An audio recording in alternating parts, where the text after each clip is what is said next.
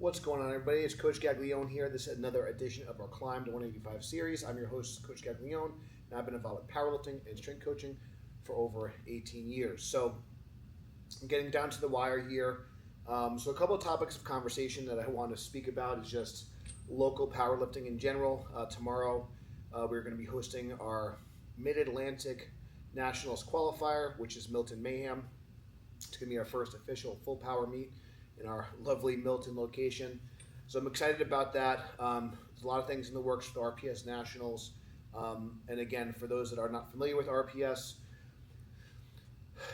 the whole thing with RPS is just to really kind of make it a lifter-friendly organization. There's no membership fee. There's not like a ton of restrictions on equipment. We always kind of joke that we don't check your underwear. There's tested and untested categories, and more recently, we're offering a strict curl division as well, which I've been kind of leading. And at the time of this recording, we're working towards also getting a West Coast qualifier at Larry Wheels Gym. So there's a lot of cool things in the works. We'd like to get some strict curl out there as well at some point, but one thing at a time. And the other thing that I'm going to be doing is teaming up with Bruce Knox. Again, because I'm an RPS guy, I'm not trying to get involved in a bunch of different organizations, but I do want to help out the local community because ultimately that's my goal. And that's what we'll kind of talk about today in between sets.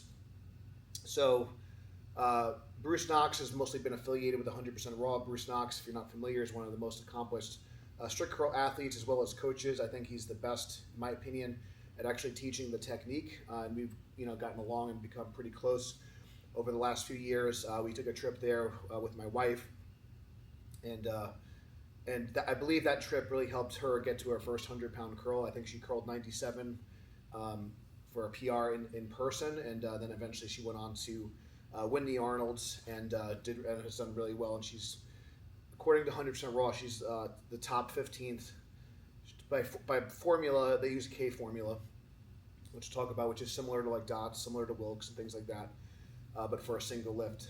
So by K formula, my wife is 15th all time among drug tested curlers in the USA, which is pretty cool. So anyways, with that being said, we're gonna be the host site. Bruce Knox is gonna be the meet director. I guess maybe I'll be the co-meet director. I don't know, but Bruce Knox is the meet director because it's gonna be a 100% Raw meet. It's gonna be a tested meet, and it's gonna be the Mid-Atlantic Strict Curl Pro Qualifier.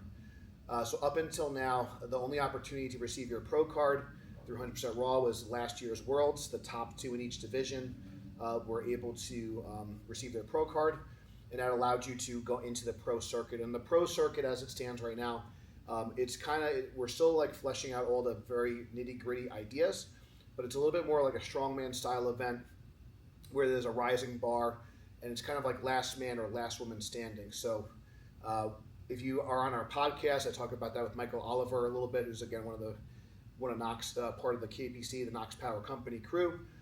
He's a 100-kilo curler, which is crazy. And it came down to him and this other guy, Giorgio, is also a 200-plus pound curler. And I think that Giorgio missed like 215. Michael was able to successfully get around 215 pounds, whatever the kilo number is. It's like, maybe like probably 95 kilos, I think. That's what they got up to. So anyways, we're excited. So basically what we're going to be kind of doing in terms of like the pro circuit, it's going to be by best lifter as well as by K formula. There'll be a kind of a ranking. So we'll more details on that, but essentially you need to be like one of the top curlers in your division. And also if you win best lifter by formula, that's another way to get your pro card. And then it's going to allow you to get into the pro circuit. And there'll be a professional only events, which will be with a slightly different format, slightly different. And we're thinking about kind of making it super classes. So there's multiple weight classes in each division. So maybe a light, middle, and heavyweight class. And then for the women, similar. And for the women, depending on, because it's, again, a little bit less participation, we might just do like light and heavy. But probably light, middle, and heavy is kind of what we're thinking. So anyways, so today we're going to do, I'm back at the beginning of our cycle. So this is going to be, I think, the last kind of wave before you get into the peak of the peak, I call it. So I'm going to be doing 5x5 under Bruce Knox's kind of advice. I'm going to try to do a bunch of sets halted and then we'll kind of see there, because that's been kind of a weakness, is just kind of me holding the bar in a bottom position. So I've kind of noticed when I get to like 175 plus, whether it be chain weight, total system weight, or reverse bands, or just heavy holds, starts to kind of have some issues there. Have been also adding in seated curls into the program. I have also been adding some preacher curls. I've been still trying to figure out the best way to set that up. But overall, I've been feeling a lot stronger. Last week was the first week that I was able to hit 170-pound curl of total system weight on multiple occasions. So that was very promising. And it also looks like my wife and myself will have some competition for this event. So that's going to be on April 26th. So again, I'm going to stop yapping. In between sets, I'm going to provide some commentary on what I think is important from a local powerlifting meet, because ultimately at the end of the day, I think that we get really too wrapped up with the fireworks, the bells and whistles, and the things that don't really matter. And I think ultimately you want a fair meet, you want good equipment, and you want safety and fun. It should be fun, guys. But I think that you could have fun with having. Because the other thing is too, I recently, I'll just kind of leave it at this. I recently saw a post saying that we're bringing a national level quality to local meets, and to be honest, I don't think that's like a positive. I think that's actually a negative, because then when you go to the nationals, it doesn't really mean anything. If you have all the bells and whistles, and the other piece I'll say is, if you are someone that's starting out, because ultimately, in order for the sport to grow, we need to get new participation. We need to have like novice and beginner friendly meets. And novice and beginner friendly meets is not being one of 100, one of 120, being on a multiple platform meet. You need some meets that are just local, homey, intimate, where the meet director actually knows who you are, the community actually knows who you are. They're actually trying to help you. They're going to tell you what you did wrong. They're not going to scrutinize every little thing. So there's a lot of factors there, but I think that having smaller meets, I think intimate meets are important. I think having judges that give you the benefit of the doubt and actually teach you what you're doing, so that when you get to a higher level competition, you're more prepared.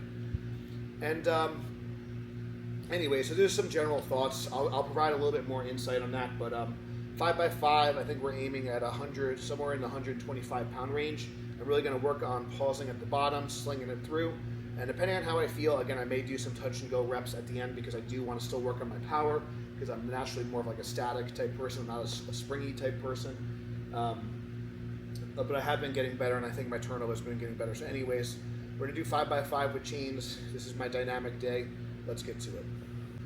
All right, so one of the other things that I wanted to kind of go through today, is just because I haven't done it in a while, is just some warm-up ideas. So first things first, the warm-ups, you want to get some of the tissue warm in general. So just a general warm-up, just kind of moving around is probably a good idea. Normally on this day, I would do some pulls, so maybe I'll just do that with the bar. I mentioned before, kind of like a snatch grip high pull. It's just a great movement for strict curl, because you're involving the traps, the delts, and just your entire body in an explosive way. So I think it's a good kind of developmental. That may not be the right word, but it's a good way to develop just general power with a barbell, and then you can obviously get more specific and actually do. I've been calling kind of like KPC high pulls, but essentially you're just doing the first pull of the strict curl, and you can also do that just by kind of warming up with the band or with an empty bar. So just wanted to kind of show you guys that. So if you're just learning, and you can do this against a wall or not, I can just work on that vertical bar path. So again, my elbows are coming out, my shoulders are coming up. So elbows out, shoulders up. That's kind of, and I'm trying to, so that's kind of like, I call it like an underhand upright row, but I'm doing it in a more dynamic fashion. Some other things I think that are important for strict curl, I think just getting, again, your side delts warm. So just a traditional upright row or kind of side raise, I think would be a good idea. Getting your, you want to get your shoulder blades moving. Your kind of basic, very, very, very common warm-up exercise, band pull aparts, and this is a fresh band. So, and my left shoulder's been kind of bothering me a bit. So getting some blood in there is a good idea. I can kind of do these from different angles. I could do these underhand as well. Now, if I want a little bit less tension, I could also just grab half of the band. And I'm really just trying to get my shoulder blades moving. So we kind of went through those pulls. Getting the forearms warm, I could just do some hammer curls. That's been an issue for me, or I could do some reverse curls. And then I could also just kind of practice going through the motion. So I go through my underhand grip, upright row, and then I can just work on turning over. So on that transition, that catch point, my elbows are coming in. A lot of times Bruce would say squeeze in, and then I'm also dropping, I'm depressing my shoulder blade. I know some people kind of press up. I think it's wasted motion. I know it works for some people, even some high level people. One of our guys, Ed, kind of likes to finish that way. Again, I think it's just kind of wasted movement. It's kind of like for deadlifters that a lot of, even some of the really great Russian lifters, like a Yuri Belkin, sometimes it looks like they'll kind of over pull. They really throw their head back, and kind of more of an American finish would be just kind of wedging your hips in. So I think that I'm all about efficiency. So if I can kind of shorten the range of motion, again, I think there's nothing wrong with, kind of using your front delt a little bit more, but it's just extra motion that I don't think is necessary. But the idea behind that is that you're getting a little bit more kind of momentum. Dan Green used to also be an advocate of deadlifting like that, where he would really try to actively extend his back. Again, I also think that you want to kind of, I think minimizing the range of motion at the joint when you're doing maximal loads is a good thing, just to, again, prevent some wear and tear. So some some techniques may allow you to lift more poundages potentially, but maybe they're a little bit more wear and tear on the joints, kind of like a dive bomb squat as an example. So everything is going to have a cost and a benefit, but in terms of like the Knox style technique, you're kind of starting with this pull and then a catch. So elbows out, shoulders up, shoulders down, elbows in. So that's kind of what I've kind of found to what seems to be the most efficient, and also success leaves clues. So I think it's worth noting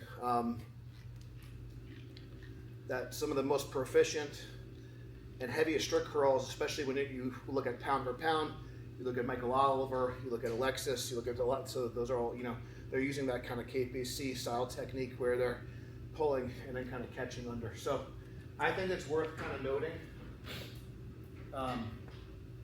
So that would be my suggestion. And then, in terms of, again, more specific work, and again, I could do this in a more dynamic fashion or a more static fashion, but I'm kind of breaking the pull into parts.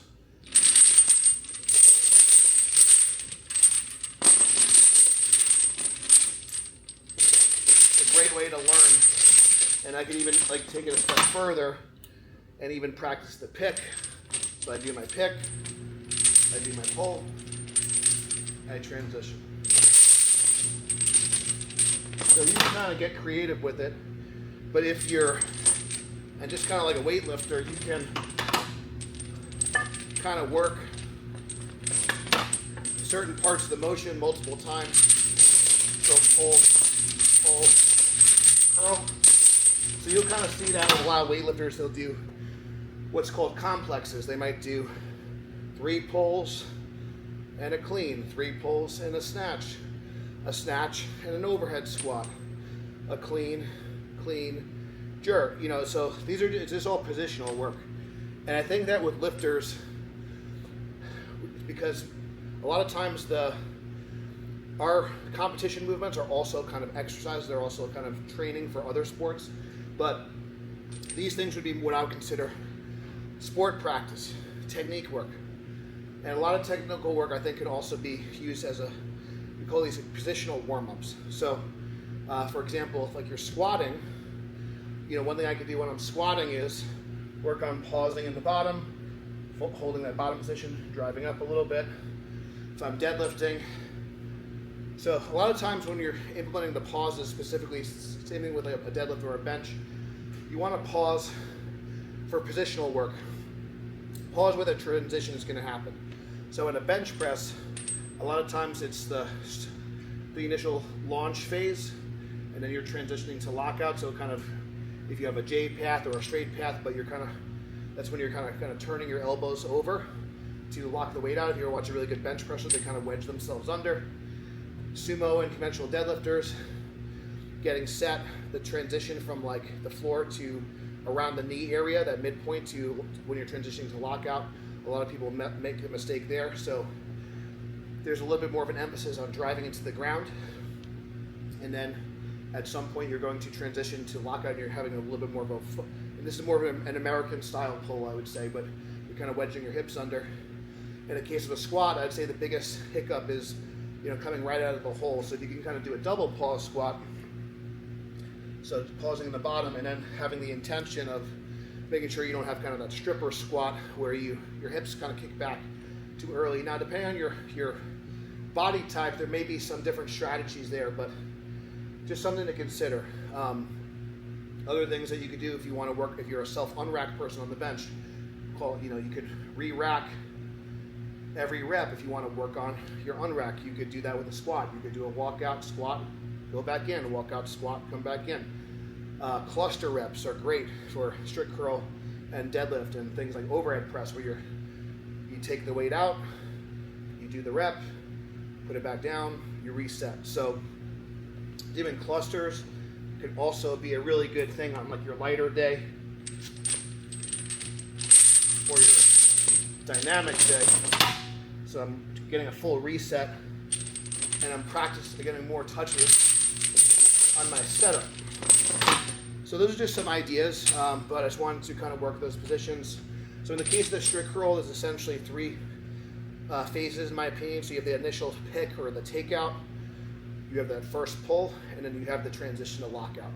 And obviously then you have to return it. But that would be kind of, then the judging is kind of over at that point. So you could feel free to break that down to the parts. And the other thing that you could do, whether that be in a seated position or you could have like a rack here, is just work on just rack lockouts too. So you're starting in this position and just kind of working that transition point. So anyways, just some ideas for warm-ups, just some ideas for positional work. But you could, again, if you're not a strict curl athlete, you could kind of take these concepts. Again, I'm going to kind of cut my yapping here. I'm going to show you guys a couple of my working sets, and then we'll have a little bit of commentary on local powerlifting.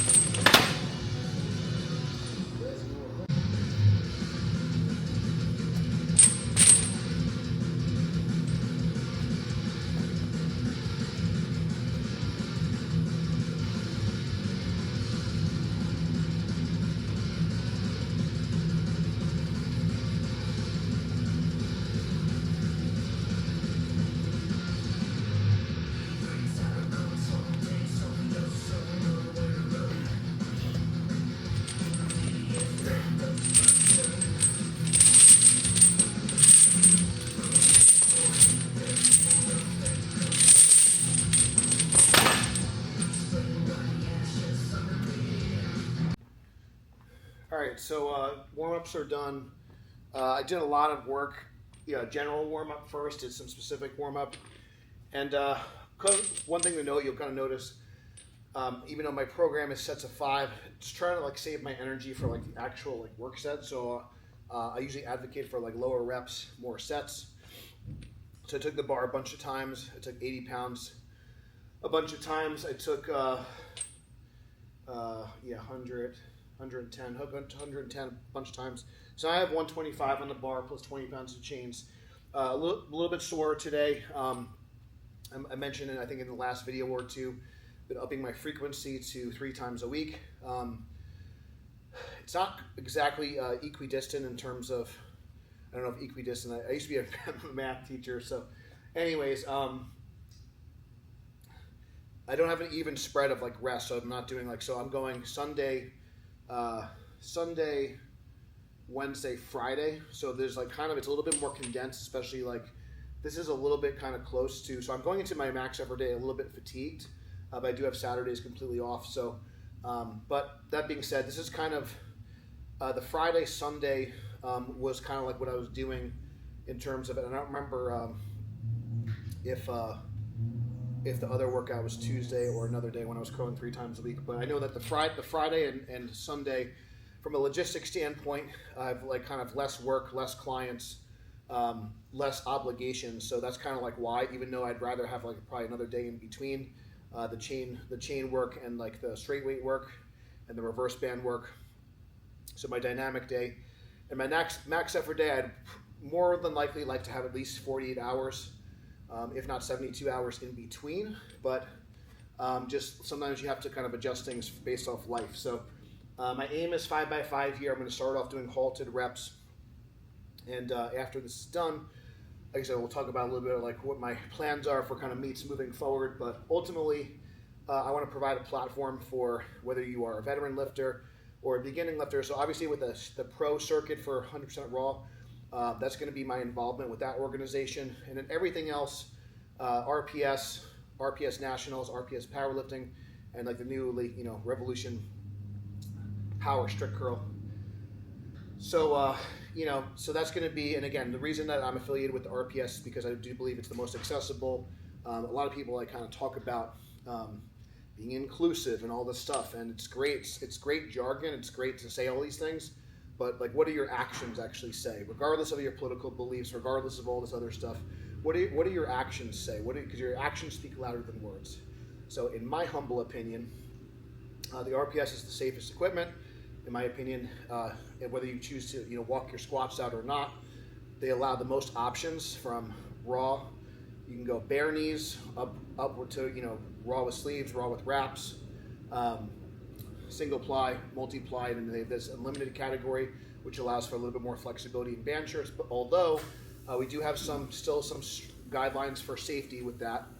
If you guys are interested, I can kind of have a video on equipped lifting. And now we have the strict curl division, and again, there's going to be an untested and a tested category for RPS. So if you're on TRT, if you're on some sort of medication, I had a girl like one time that was competing in another organization, tested organization, and they wouldn't give her a TUE, which is a therapeutic use exemption for her inhaler. So just stuff like that, I just don't think it makes a lot of sense, especially on the local level, and again, we always joke about the checking of the underwear thing. I think there's a lot of gatekeeping in powerlifting, so in my opinion, it's not as inclusive as you would think, as people tout it to be, but the RPS definitely is. And it really is, it's one of the few organizations that I truly believe is lifter first. There's a lot of egos in powerlifting, there's a lot of people, and listen, I at a point in my life, I probably was one of those people. Tony Robbins, motivational speaker, business guru, all these different things. He talks about I did one of his seminar, I think Awaken the Giant Within, very powerful stuff. Got me thinking. So we all have basic human needs, and certain people like thrive on certainty, certain people thrive on uncertainty. There's levels of each. So for example, someone that may like a West Side style program may like a little bit more variety in their life. They may want a little bit more uncertainty, and they thrive off that. Some people might want a more percentage-based, very methodical, linear progression, be a little bit more data-driven. Those people like a lot more certainty. And there's aspects I think that you need. You need some variety in your life. You need some specific training. You need some things that you're kind of more sure of. But in terms of like your own kind of personal well-being, one of the things that Tony talked about is that some people kind of there's kind of, I think growth and contribution, which is a higher human need, and then there's significance. And a lot of people get really caught with just trying to. And we do need a level of significance. It's nice to get a pat on the back. It's nice to be recognized. But especially in this day and age, when people are chasing likes, they're chasing views, it becomes a little bit more of a vain, selfish endeavor. And I think to be a great athlete, you do need to be a little bit cocky. You do need to, in certain sports like bodybuilding, I think you do need to be, a little bit full of yourself or cocky to a point. Eddie Hall had a great video. I invite you to, is that you sometimes, that being a little bit arrogant can eventually kind of, turn into confidence. So like you kind of almost a fake it until you make it mentality. But anyways, when I was a younger coach and I was trying to make a name for myself, I felt I needed to like lift raw, for example. And I got to the point where I squatted 705 pounds. And now you have, anyways, my point is I kind of lost sight of like how I wanted to lift and what I wanted to do, which was multiply lifting, which is equipped lifting. That's what I learned from Louis Simmons. That's what I got inspired to. I watched Chuck Vocapol squat 1,000 pounds in the 220 class. That's what powerlifting was in the early 2000s. That was in the 1990s. And that's what I was interested in. And I kind of lost sight of that because I wanted to potentially follow the trend, okay? And even to this day, I don't really have a lot of interest in competing as a raw lifter, so I stopped doing it. Also, I have some injuries. Also, I'm kind of beat up. I've been competing since 2006. So whether it be multiply, unlimited, or single ply, equipped lifting is going to allow me to compete longer, and it's just my preference. I like the skill involvement. I could do a whole video on that if you guys are interested. And it's what's cool thing about strict crawl, it's a whole new outlet for me. But anyways, going back to what I was saying is that a lot of people are kind of stuck in this phase that they just want to be significant. They want to be the head honcho meet director. They want to be the next Larry Wheels. They want to be the next, 1 million. They want to get 1 million followers on Instagram. They want to get all these views on YouTube. For me, like, I just wanted to be a better version of myself. At the time, I wanted to be an all-county wrestler. I just wanted to be stronger. I wanted to prove myself that I could be a good athlete because I had never really had a lot of natural ability in athletics. But with powerlifting, I kind of found that I was able to see a little bit more of a tangible result. And what's really cool about equipped lifting is that even if I wasn't stronger, I could become a better lifter. And that's what really attracted me to equipped lifting, is that I could also improve myself. So my best performances, I was actually not the strongest version of myself. I was not the strongest lifter. There was a time in my life, I mentioned I was able to do 600-pound good mornings for reps. I was able to squat 700 pounds with just a belt. All these different things. When I hit my best totals ever, when I hit a 2,100 pound total, all these different things, I was not able to hit my absolute best raw numbers. So on paper, I was weaker, but on paper, I was also the better power lifter. If I look on open powerlifting, you could see that my results have improved from 2006, my first meet, all the way up to 2023. I had my best performances in terms of both, and then even last year I hit an all-time bench PR in equipped bench. I hit a 635 bench. So, anyways, the whole thing, what I'm saying is that for me, like, it didn't matter anymore to like try to be a better lifter, even though I did accomplish some great things as a lifter. Squatted 800 pounds in 6 weight classes, all these different things. I started to kind of not worry about so much what was popular. I did what was interesting to me, and then I also was thinking about, okay, well, how can I contribute more? How can I focus on growth and contribution to our community? So instead of focusing on more national level lifters like a Larry Wheels, which was great, I wanted to put on more local competition. I wanted to put on more beginner friendly competitions. I wanted to teach more beginners, and even with our content, how can I help? Because, like, again, having someone go from like, an 800 pound squat to a 900 pound squat is great. Or 700 pound, all these, and I've helped people kind of do these things. But that's not going to lead to the most growth, the most contribution. And that's a higher human need. So that's why I'm like, I don't really care about, like, I don't really view other gyms as competition. I don't view other meet directors as competition, because ultimately, if we can all work together, we're stronger together. So anyways, that's just kind of my thoughts. I do think that we need to go back to a grassroots. We need to kind of focus more on the local level. And then everything will kind of build itself out. And again, there's other people that can handle, they could handle the American pros, they could handle the nationals, the IPF worlds, the Sheffields. I'm not like too concerned about that stuff, but what I am concerned about is the local level. So we're going to be a hub for, Milton, Delaware, and kind of like the Mid-Atlantic area. I'm going to be working with other coaches in the area and other meet directors.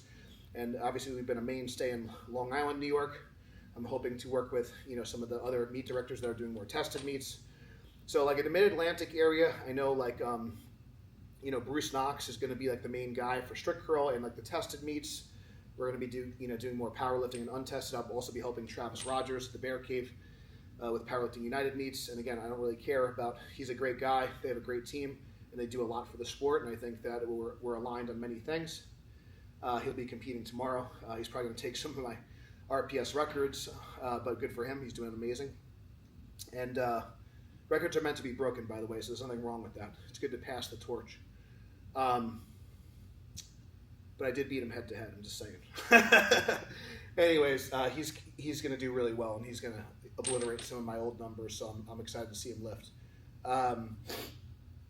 And then, yeah, we're starting to do, Larry Wheels, he got to start with RPS powerlifting, and I'm really excited to have him, if it wasn't for RPS, like, he wouldn't be the star that he is today. He wouldn't be the successful businessman that he is today. So we want to provide an outlet for, like, again, you may not be the next Larry Wheels, but the point is that you have the opportunity, you have a platform, and without a smaller, local level, more intimate type meet, a person like a Larry Wheels doesn't exist.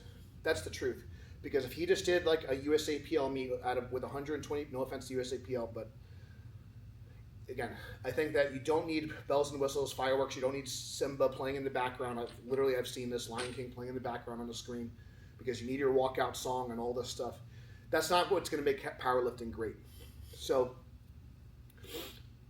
anyway, so that's just kind of my 2 cents. We're going to be offering that. Mid-Atlantic region is going to be like my main focus now because this is where my family is.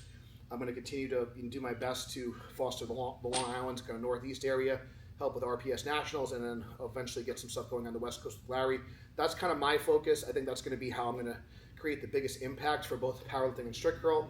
And it's going to be on the local level. And I will be involved in some capacity with RPS Nationals, and we are like looking to add a strict curl component to that. So if you are an untested lifter that hasn't had a home, again, we're truly about inclusivity and giving a platform to everyone. So that's the truth. I'm gonna actually start my workout, and then I'll do a quick outro, and then we'll get going. All right, we're gonna do 5x5, 125 pounds. We're gonna form and force production today.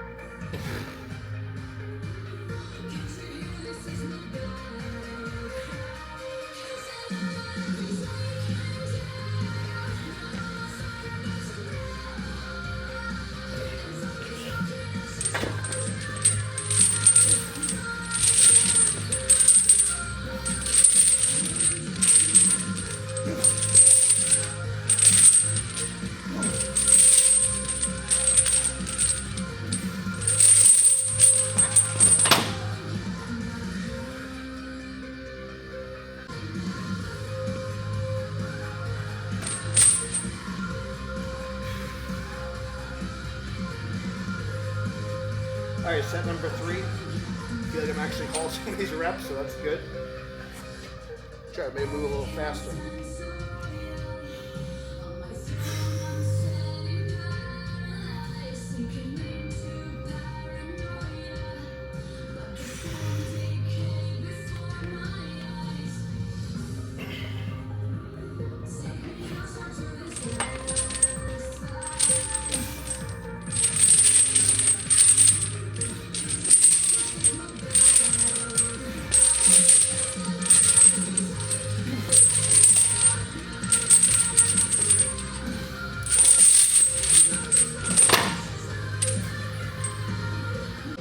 Alright, so 3 sets halted. Gonna do these sets touch and go, just get a little bit more of an emphasis on power.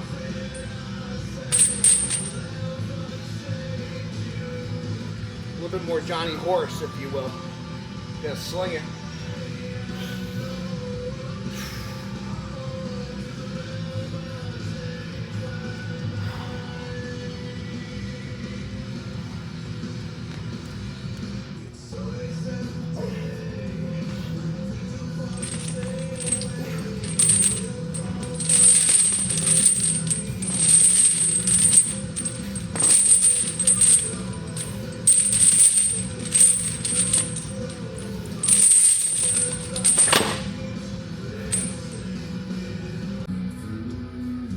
Okay, set number 5 of 5.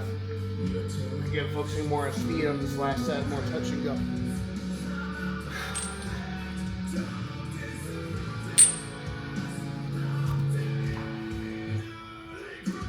125, 20 pounds of cheese.